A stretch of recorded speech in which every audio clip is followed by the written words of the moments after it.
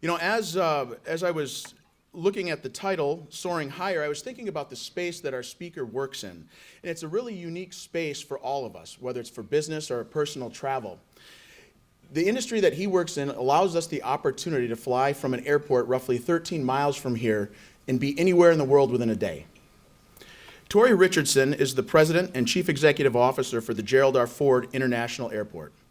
He's responsible for leading a team of approximately 110 employees that plan, organize, direct, and control all functions and activity of the Gerald R. Ford International Airport, the second busiest airport in Michigan. Tory joined the Gerald R. Ford International Airport Authority in September 2019, bringing with him more than 2 decades of aviation experience. He has served as the Executive Vice President and Chief Executive Officer of the Columbus Regional Airport Authority over the past 7 years. Prior to his time in Columbus, Tory served as Executive Director of Airports for the Fort Wayne Allen County Airport Authority in Indiana for more than 8 years. He also had roles as Executive Director of Rapid City Regional Airport in Rapid City, South Dakota, and was an Airport Operations Officer at Dubuque Regional Airport in Iowa. Tory is the current chair of the American Association of Airport Executives. He has served on the AAAE Policy Review Committee and is past president of the Great Lakes chapter of the American Association of Airports. He's also held leadership positions with the Airports Council International, North America, and is also the past president of the Ohio Aviation Association. Tory earned a Bachelor's of Science degree in Aviation Management from the University of Dubuque. Ladies and gentlemen, please join me in welcoming Mr. Tory Richardson.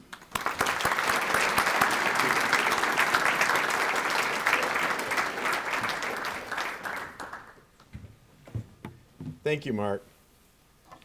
Hey, good morning. Oh, come on, that's like sound like a Monday. Good morning. Good morning.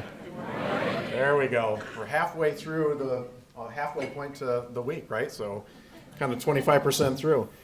This morning, I'm pleased to be here with you and share a little bit about what's going on out at the Airport Authority and with the airport itself. We've had a lot of great things happening, and the title Soaring Higher really kind of speaks to what we're trying to do with the guest experience in terms of elevating the guest experience, getting new facilities on place and in line for future growth, and we're going to talk a little bit about the growth and some of the challenges that that's bringing with us as well. And some of you, if you've been flying through there, I've had a chance to talk to some of you this morning here saying, oh yeah, we just went through there last night, or going through there again next week. You're seeing some of the change and you're seeing some of the challenges that we're going to talk a little bit about.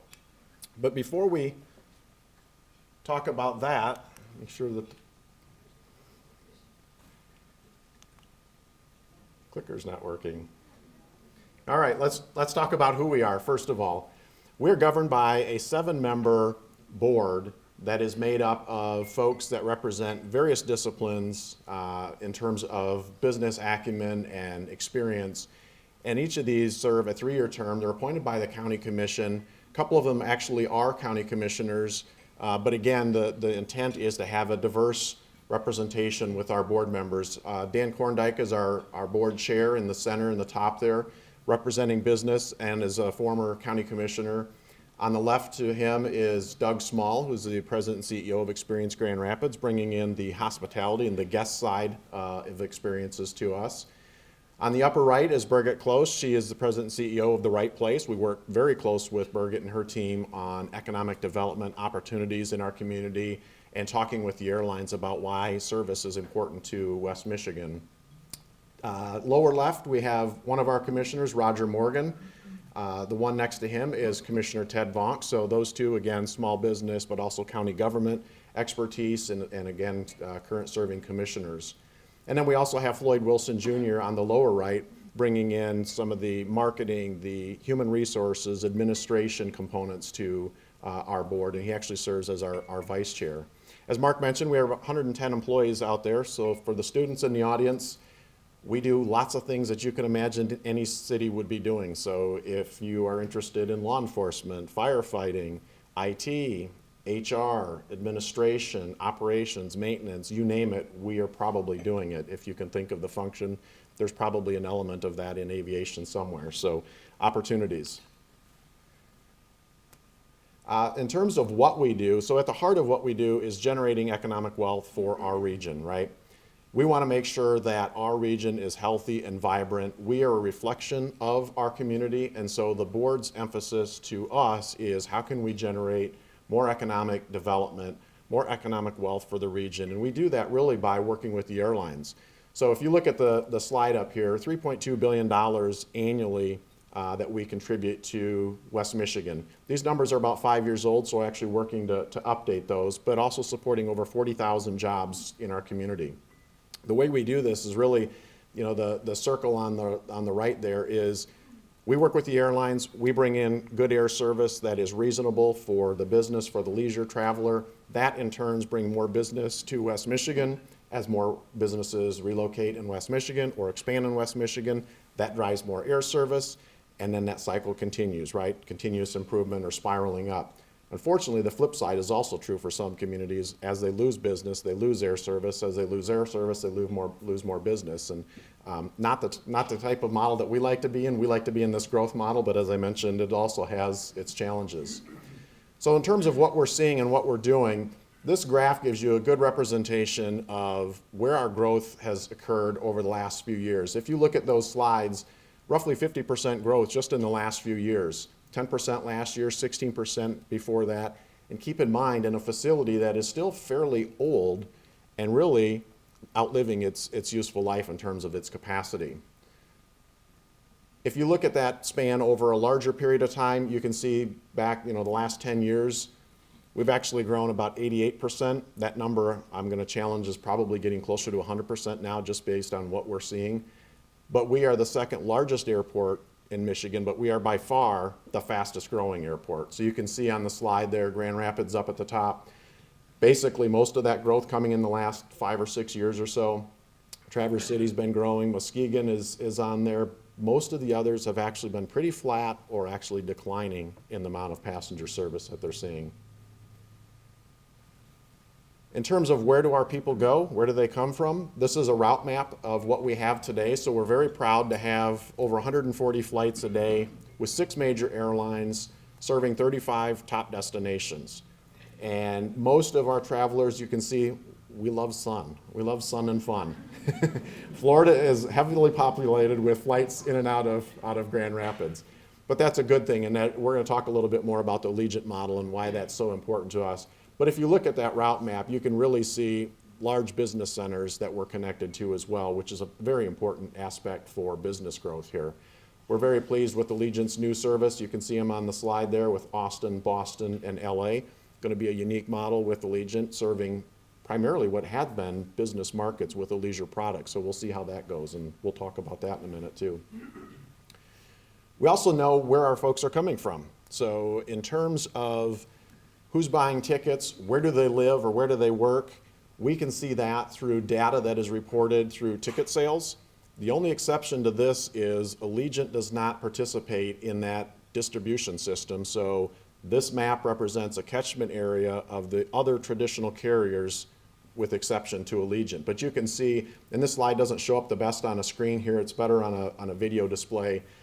But the green is the highest concentration. Actually, those green areas are up, further north, all the way over to Lansing, Kalamazoo, further south, and actually pulling from some places in Indiana as well. So a very large catchment area for the traditional airline service that we have. If we were to be able to get the data from Allegiant and put that on there, you would see that we're actually drawing from a much larger catchment area, folks driving 2, 3, 4 hours even to catch flights in and out of our facility.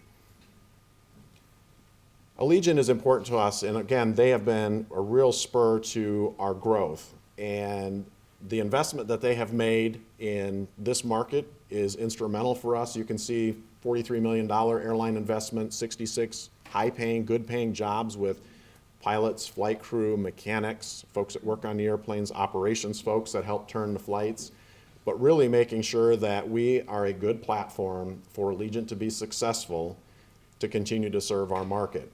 And with their continued service, I'm going to advance that, there we go. These new nonstops are possible. And what I mean by that is because Allegiant's got assets here, they got the airplanes here, they have personnel, equipment, and everything in our market already. it makes it very easy for them to look at new markets and say, let's try this in Grand Rapids. Let's see how the Grand Rapids market responds to some of these new flights.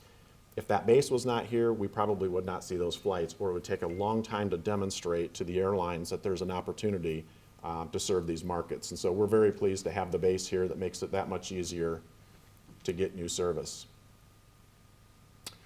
In terms of where do our people like to go, where are the people coming from? We're pleased that we are now serving 17 of the top 20 destinations, but you can see on the slide, and I won't read them all, major metropolitan areas such as the Orlando, Tampa, New York, Washington, D.C., Minneapolis, Dallas, places like that, traditional business markets, if you will. But we've also got a couple of them in there that are red, the Seattle, San Francisco, and San Diego, that are not served. And if you recall that route map just a few slides ago, there was a glaring gap kind of in the far west and northwest region. Some of that has to do with the airlines and the types of aircraft that they fly and the distance it takes to get into Grand Rapids from those locations, and just generally the size of our community. So we are always working with the airlines to figure out what is the right mix between city pairs, one market serving another. What's the right airline that has the right airplane that can fly that stage length at a competitive price? So air service development is an ongoing, always continuing dialogue with all the partners that we have out there, whether they serve us today or they might serve us in the future. And we meet with them regularly, just talking about what's going on in our community, what's going on in our market, what businesses are growing, why are they growing, where do those businesses need to connect to? Where is the other business market that they need to make sure that people can come to and from and packages can go to. So we are constantly having those dialogues with the airline partners. Here's just a kind of a quick snapshot in terms of the passengers. Again, you can see most of the folks that are traveling to those underserved or non-served markets today are connecting through Detroit, Chicago, Minneapolis, Denver, places like that. So we still have service to those places, they're just not direct, and they're connecting through one of those points. The market share of our airlines is very healthy. I like to show this slide, and most people probably don't realize what is behind that.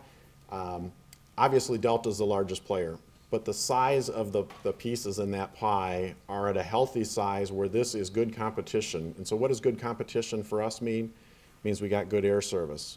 Not just the airline itself, but the service that they provide. It means we have competition, healthy competition. Keeps our airfares or our ticket prices a little bit lower, makes it easier for us to fly those different flights. In some cases, and I've been in several different markets, those market share pieces are a little bit different. In some places, you may see a dominant carrier that may have 60, 70, 80% of the market, which basically means they've got a stronghold on that market.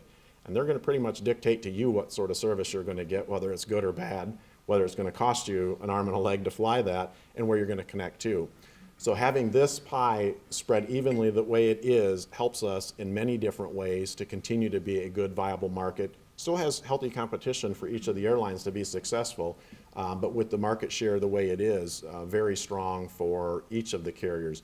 Delta's the largest. United and American switch off from the number 2 and number 3 spot just based on what their strategy is for the year and where they're growing. The big takeaway on this is Allegiant. If you were to look at this slide a few years ago, Allegiant would be a sliver, probably a fraction of what you see Frontier up there.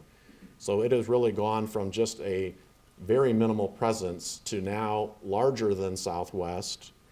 And I would suggest that probably looking at this at the end of this year, we're going to see that the Allegiant market share is probably going to be as big or bigger with Southwest and Frontier combined, just based on what Allegiant's been doing in this market and the way the travelers have been responding to the Allegiant product in our market. So some current developments. With all that growth comes some challenges. So we are under construction and have been for many years, and I will tell you, people say, when's that going to end? It's going to take a while. We're going to be under construction for a long time. The first phase of our transformation project was really, again, a project focused on modernizing the existing facilities. It was not really getting us a lot more capacity. It was basically trying to modernize the facility. That came with the consolidated checkpoint. It was roughly a $30 million project that was completed. We're now working through, advance the slide, please, thank you. If you work your way from the right-hand side of the slide to the left, that's where you're coming through the passenger security checkpoint out into The hall area where now we have more space for food and beverage, you can see nice fresh appearance, natural lighting, modern finishes, a lot of food and beverage options. That's what we're trying to get in all parts of the terminal, and that's what we're working on over the next several years. Just another shot of what you can see beyond the checkpoint. Can't be Beer City without having a place to pour a beer, right? So right past security, we've got a bar. Phase 2 of our transformation project is underway right now. This is probably the biggest headache for all of us because we are now right in the middle of everything. You can't get through the terminal without going through construction. So at one point it was out in the concourses and then at the checkpoint.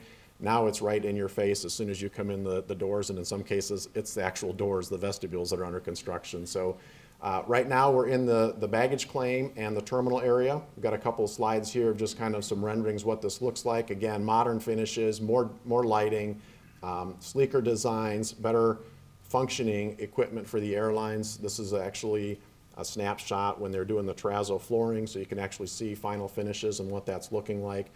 But that project continues now through, we hope, the middle of summer when it will all be wrapped up. At the same time, we're pleased to be actually doing construction on the airfield. This is something you probably don't see unless you're flying out and you look out the airplane window and you see a large structure going up. This is the East Side Fixed Base Operator, or FBO. This is primarily a general aviation terminal. So folks that are flying in on big corporate aircraft, they need a place to come and go. This is one of those facilities that they will be utilizing. This is a 30,000 square foot hangar. It's about a $7 million investment with 30 plus jobs. You'll see a lot of these slides. We talk about the jobs and we talk about the investment. Again, those are very important economic generators for us, so we're very keen on what we're actually able to partner with our service providers to bring to the community. We just broke ground on this. This is actually some renderings of what this is going to look like. This is if you were approaching it from the land side. We call things land side and air side. If you're coming in with a vehicle on the land side, this is sort of the welcome area of the terminal, if you will.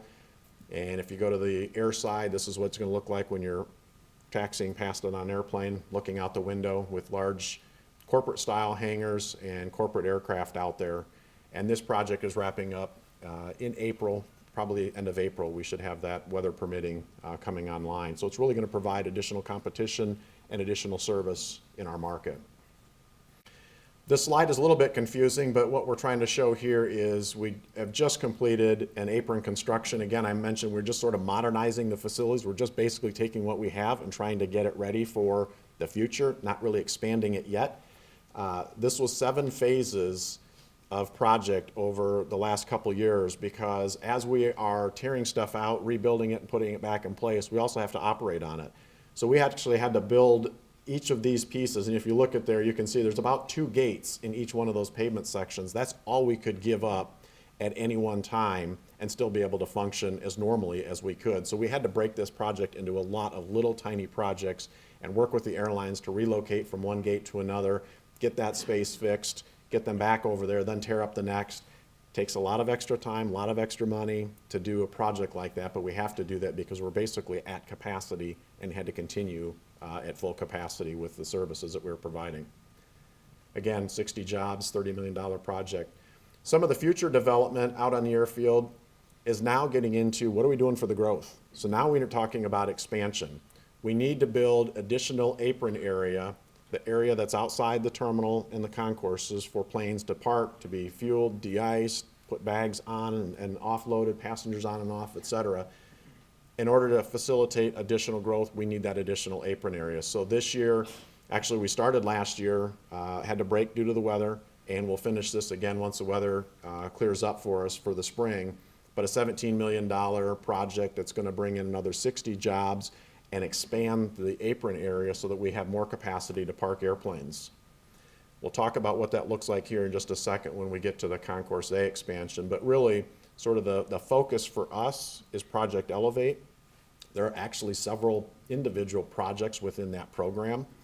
The Air Traffic Control Tower, I was talking to some of you before we got started, that is one of the pieces of the puzzle. The Federal Inspection Station is another. And then, of course, the Concourse A, and we're also going to talk about a little bit of the parking.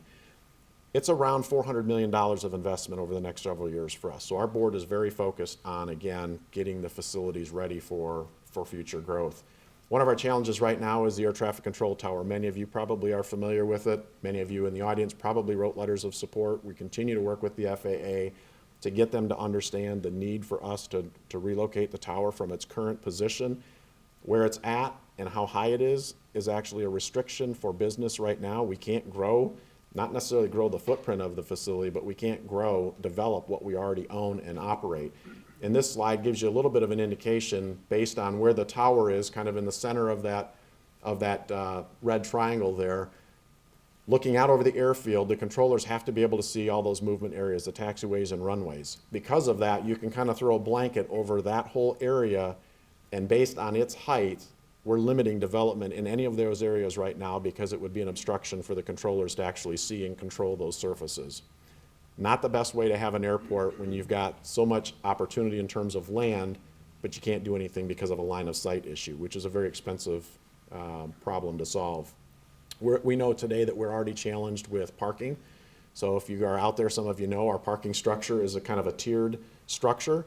It's done that intentionally so that we can actually maximize every space that we have and still not be an obstruction for the tower. So it actually looks like it's not finished. It's finished. We just can't put cars on some of that, on that space. Next slide, please. So what we're doing right now is looking at a consolidated rental car facility, or CONRAC as we call it in the industry, which is really a facility that can bring in not only a customer service area, service center for the passengers, but it improves the efficiency of the rental car operators, because in this new structure, it'll be about 4 stories.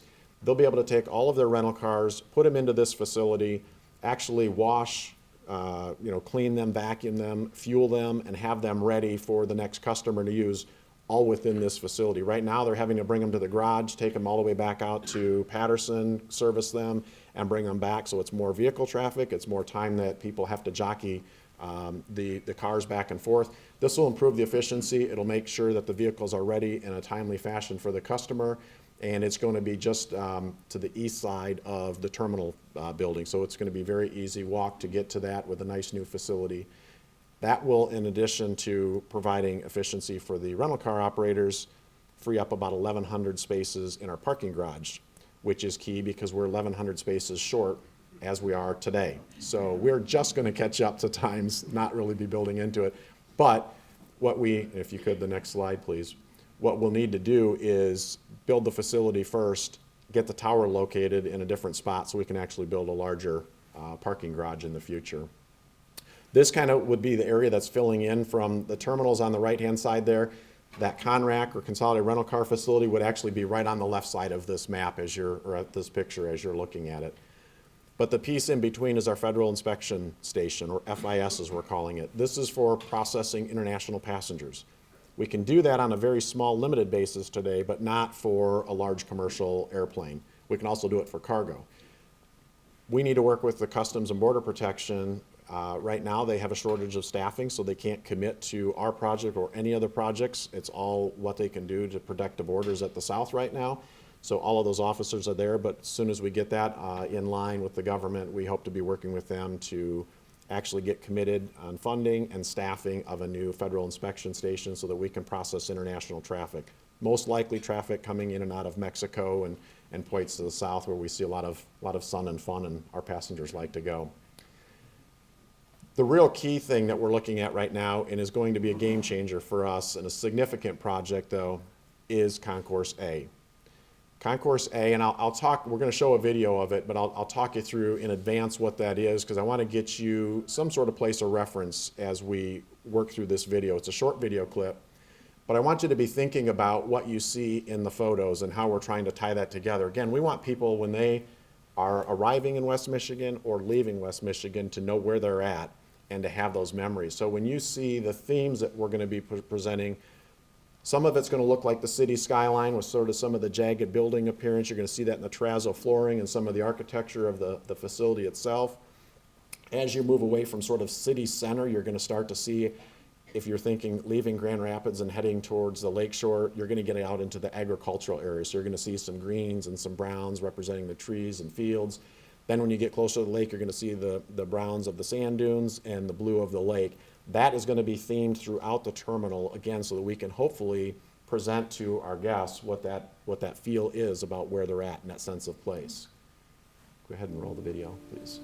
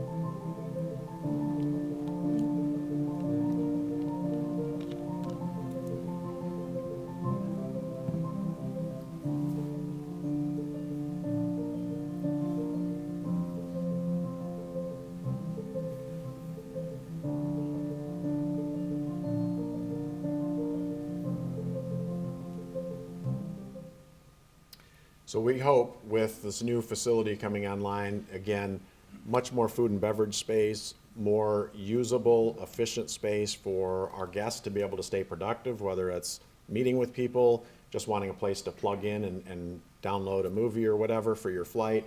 Want to make sure that that space is comfortable for that and productive, so much more modern finishes, a lot more daylighting.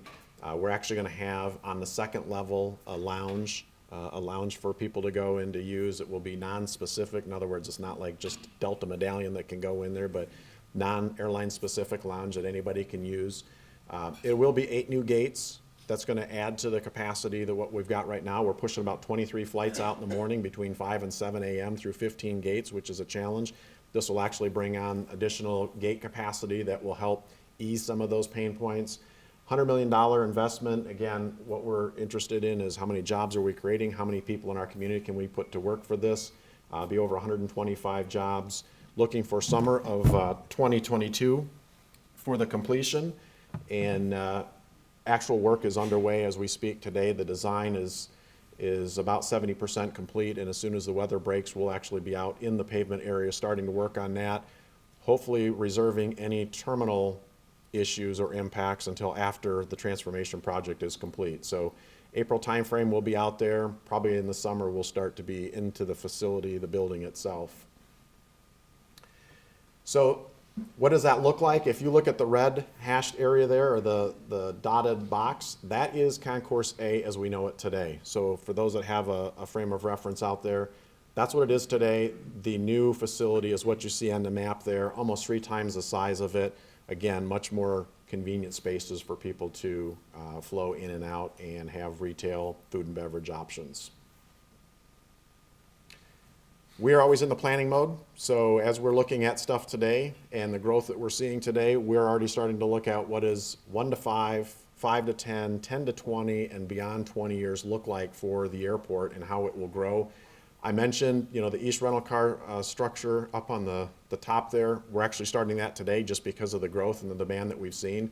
We also know that the north structure will need to be built at some point. We can't do that until we get the tower relocated because of the line of sight issues there, but we know that we're short of spaces today.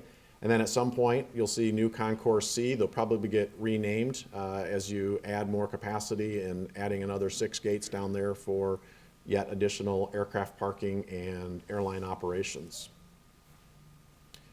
And then ultimately, we pride ourselves again on what can we do to put folks in our community to work. So we're looking at about 900 acres of land that could be developed. It's got to be done so that it's compatible with airport operations, but you could see some, light commercial, industrial, that kind of type of stuff happening there. Also some chance for retail, gas station, convenience store, probably a new cell phone lot, maybe some hotel development, things like that we're looking at and working with the FAA and partners on what is a suitable use for those spots of land that's available. and where we can add additional services for our guests. So lots of great things. Again, our focus is what can we do to help generate more economic wealth for our region, putting our folks to work, putting uses of land like this into productive use for the benefit of the community. So I think that's the last slide. I'm happy to take questions. I know we're getting close on time, but happy to take questions if there are any. Does Hyperloop fit into our competitive nature at some point in the future? Hyperloop, and I was familiar with it in Columbus because we were working with it, and we're partnering with our MPO on it. Hyperloop, for one, is many years out. It's got a lot of challenges with it with respect to how do you get to and from the locations and grade separations and right-of-ways and things like that. Could it? Maybe. I say that because, for one, it's not going to go across the U.S. It's going to be very specific points where an airplane can get you a lot closer, and you don't have to necessarily build that kind of infrastructure on a fixed route. So I think in some cases it might make sense for a smaller, commute, like here to Detroit, if you will. But I see that as opening up opportunity, because if people can get into Detroit and it's that much easier to get into West Michigan, that's great. We've got folks that want to visit here. So I don't see it so much as a competitive disadvantage. I think it's got its challenges. I think there's opportunities with it as well. Whether that comes to fruition, I guess we're all waiting to see. Good question, though. The question is, how are the investments being financed? And that is actually something that varies by project. So because we are so heavily regulated with the federal government, there are certain strings of money that we have access to, and there are certain parameters in where we can use that money. So for instance, the parking garage we pay for with bonds that are backed by the revenue that comes from the parking garage operation. So parking is actually our #1 revenue source. The terminal facility is partially funded by a passenger facility charge. So each passenger that flies in and out of an airport has a $4.50 or a $3 fee that they pay for aviation infrastructure. It's got to go through a federal review process. We work with the airlines to demonstrate what the project is, what the benefits are, how we're going to finance it. Then we can actually use the PFC to pay for some of it. And again, we also bond for terminal projects and other projects that are eligible for PFC use. But that's not a lot of the projects that we have. So, we can do a little bit in the terminal, but mostly the PFC is going to pay for projects that are out on the airfield, the ramp, the runways, the taxiways. Another source of revenue is, for instance, when we talk about the CONRAC, the Consolidated Rental Car Facility, there is a customer facility charge that we charge for transaction days. That money is money paid to the airport through the rental cars that goes into a fund, much like the PFCs with the airlines. We work with the rental cars to say, what space do you need? How big does it need to be? What services need to be available in there? And we jointly work with them to design and develop a facility that we can bring online that makes sense for our customer as well as for the operator. And so that's another, or CFC, revenue source. And then the other is basically the general fund of the airport in terms of all the revenue sources that come in. So outside of a CFC or a PFC or federal funding that we get, general airport revenues are also used to pledge and back the bonds that we pass for developing these facilities. So it's really a combination, and it's specific by airport project because there are certain things that we can and can't do with that money based on what the project is. TSA projects, that's a security stream, and that's a whole other separate negotiation and funding source. Question is, are we going to encourage light rail in and out of the airport? I'd love to have those conversations. I'm still fairly new, so I'm trying to figure out what the community's been working on with respect to some of its opportunities and challenges. We do have bus service out there right now. And again, I've been to several different airports about